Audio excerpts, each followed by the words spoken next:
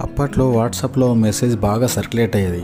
ఏమంటే first bench students సిన్సియర్గా రోజు క్లాస్లో పాఠాలు బాగా నేర్చుకుని చివరికి టీచర్స్ అవుతారని, సెకండ్ బెంచ్ వారు డాక్టర్స్, ఇంజనీర్సు, థర్డ్ బెంచ్ వారు ఐఏఎస్లు, ఐపీఎస్లు, ఫోర్త్ బెంచ్ వాళ్ళు రాజకీయ నాయకులు, ఫిఫ్త్ బెంచ్ వాళ్ళు వ్యాపారవేత్తలు, ఇలా లాస్ట్ బెంచ్ వాళ్ళు పై వాళ్ళందరినీ కంట్రోల్ చేసే స్వామీలు, బాబాలు అవుతారని.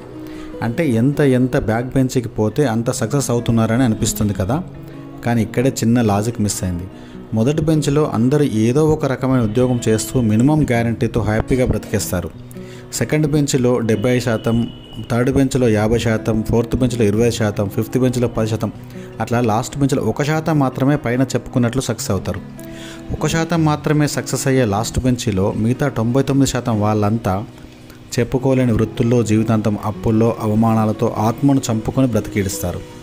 అప్పుడు మినిమం సెన్స్ నోడు ఎవడైనా లాస్ట్ బెంచ్లో ఎంత పెద్ద సక్సెస్ ఉంటుందన్నా ముందు మినిమం గ్యారంటీ లైఫ్కు ఇచ్చే వాటినే ప్రాధాన్యం ఇస్తాడు. ఆ తర్వాతే పేరు, ప్రఖ్యాతులు, డబ్బులు, హోదా ప్రాధాన్యం. అప్పుడే లైఫ్ హ్యాపీగా ఉంటుంది.